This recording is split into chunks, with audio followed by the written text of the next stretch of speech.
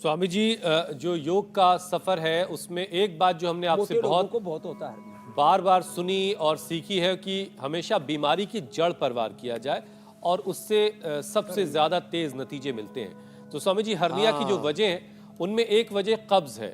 इसके अलावा gas acidity की वजह से भी हर्निया जो है वो होता है। तो जो जड़ है यानी कब्ज हो गया, एसिडिटी, गैस, इसी को खत्म कर दिया जाए फिर।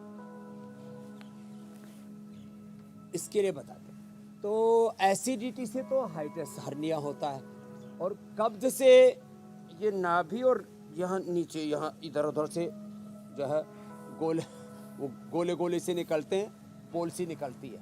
तो आज हम दोनों के ऊपर ही बात करते हैं। देखो, तो कब्ज का परमानेंट इलाज क्या है?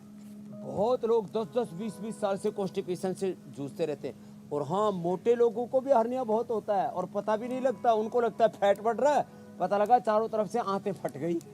अरे फैट नहीं बढ़ रहा, तेरे चारों तरफ से आंतें निकल रही हैं झिल्ली फाड़ फाड़ करके।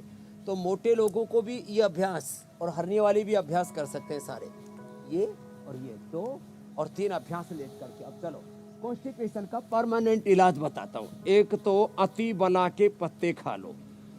अति बला के पत्तों से कॉन्स्टिपेशन परमानेंट ठीक हो जाता है। गोधन अर्क पीने से कॉन्स्टिपेशन परमानेंट ठीक हो जाता है। लौकी का जूस पीने से, और सुबह उठ करके आंवला एलोवेरा जो पी लेते हैं, आंवला एलोवेरा से कॉन्स्टिपेशन परमानेंट ठीक हो जाता है। और गिलोय से तो जो है फिर सर्दी जुकाम बुखार कोई बीमारी नहीं होती, एंटी एजिंग भी है। सर्दी जुकाम बुखार खांसी काफ कोल्ड कुछ नहीं होगा। तो आंवला एलोवेरा गिलोय ये 3 पी लिया करें। जिनको हर्निया हो दोनों पैरों से, नहीं तो एक एक पैर से ऐसे कर लिया करें। कॉन्स्टिपेशन के लिए सबसे अच्छा है खाने के बाद अभयारिष्ट और द्राक्षासव मिला करके पी लें। भूख भी खूब अच्छी लगेगी और कब्ज कतई नहीं रहेगी अभयारिष्ट से। और सप्ताह में एक बार त्रिफला, और बहुत ज़्यादा कॉन्स्टिपेशन है तो सप्ताह में एक बार शुद्धि चूर्ण ले ले। ब्रेड पर, टोस्ट पर, रोटी पर, ओहो हो, ये गुलकंद खा लें। अब ये गुलकंद बहुत अच्छी चीज़ है। वैसे तो हम दूध में भी उबाल करके पिला देते, दूध और गुलकंद की खीर बहुत अच्छी बनती है। हाँ, खीर भी खानी है तो उसमें मीठे की जगह गुलकंद मिला करके खा लें। 1 चम्मच गुलकंद खा के ऊपर से दूध पी लें। दूध में आलमंड ऑयल, बादाम रोगन और जो अखरोट का तेल हम उपलब्ध कराते हैं, या गाय का घी 1 चम्मच डाल करके पी लें। उससे कॉन्स्टिपेशन पूरा खत्म हो जाता है। आंतों में खुश्की से भी कॉन्स्टिपेशन होता है, और आंतें कमजोर ना हो इसके लिए देखो ये अब देखो, अब पैर चल रहे हैं तो इसके साथ आंतों की एक्सरसाइज हो रही है। छोटी बड़ी आंत दोनों पैरों से ऐसे देखो, ये अब कर रहे हैं हम वेट घटाने के लिए। हाँ, अब वेट के लिए तो मेदो हरवटी वेट को 4-4 गोली तक बता देता हूँ कि मैं अब जो है उसको ले सकते हैं। सर्दियों में तो दवाई गर्म नहीं पड़ेगी और लाभ पूरा हो जाएगा।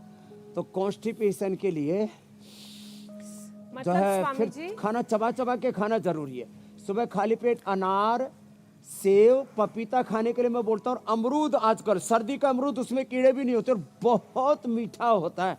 आजकल मैं भी खा रहा हूँ। और हाँ, अभी सर्दियों में बथुआ बहुत होता है, और पालक तो होता ही होता है, मेथी भी होती है। और मूली खा ले, मूली चबा चबा करके खाएं, डाइजेशन भी बहुत अच्छा रहेगा, टेस्ट भी बहुत अच्छा आएगा।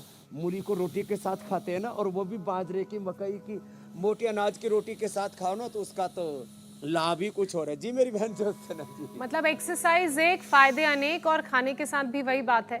स्वामी जी ये भी कहते हैं कि मोटापे की वजह से भी लोगों को हर्निया की परेशानी होती है, खासकर पेट और जांघ पर जब वजन बढ़ता दिखे तो समझ जाइए कि ये परेशानी है। तो पेट और जांघ का वजन कम करने का एक और सेशन आप करवा दीजिए, और कौन कौन सी एक्सरसाइज कर सकते हैं वो भी बता दीजिए, वो लोग जिनको हर्निया है। तो अर्धहलासन, पादवृत्तासन, अब ये 2 आसन ऐसे हैं। पादवृत्तासन तो अब जैसे बैठ करके, तो ये स्थित कोण आसन जो अभी मैं बता रहा था, ये ओबेसिटी के लिए जो है ऐसे ऐसे, ये यहाँ के वेट को कम करेगा। और लेट करके ये जो पादवृत्तासन बताया था ना, अब दोनों पैरों से करने में तो दिक्कत होगी हर्निया वालों को, तो हम ऐसे 25, 50, 100 बार तक ऐसे घुमा देते हैं ऐसे। और वेट गो 4-4 गोली, और वो भी लौकी के जूस के साथ खिला दो, हर्निया भी गायब। और वेट इतना जबरदस्त तरीके से कम होगा, रोज आधा आधा 1-1 किलो ऐसे कम होता होता और ऐसे स्वस्थ सुंदर सुडौल आकर्षक तन बदन जीवन आप पाएंगे कि आपको खुद पर गौरव होगा। हाँ, ये ऐसे ये 2 अभ्यास बड़े अच्छे हैं। ये तो टोटलिटी में तो हम अर्धहलासन, पाद वृत्तासन, द्विचक्रिकासन ये 3 अभ्यास बताते हैं, और ये पाद वृत्तासन जो है ये जंघाओं के वेट के लिए, और फिर जो है जब हर्निया नहीं होता है तो हम भुजंगासन भी करवा देते हैं।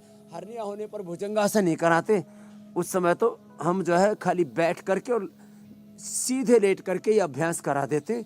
इसी से वेट कम हो जाता है, और जिनको भी हर्निया है उनको तेजी से चलना चाहिए और कपाल भाती धीरे धीरे करना चाहिए। देखो ऐसे,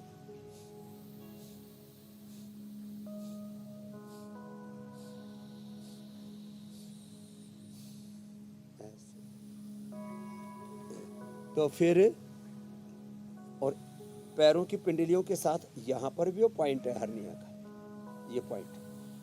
और मोटापा में तो क्योंकि थायराइड के कारण से भी मोटापा होता है, तो थायराइड में ये पॉइंट भी दवा लिया करें। और मड थेरापी ले लिया करें, मिट्टी में लोट करके और धूप में बैठ जाया करें।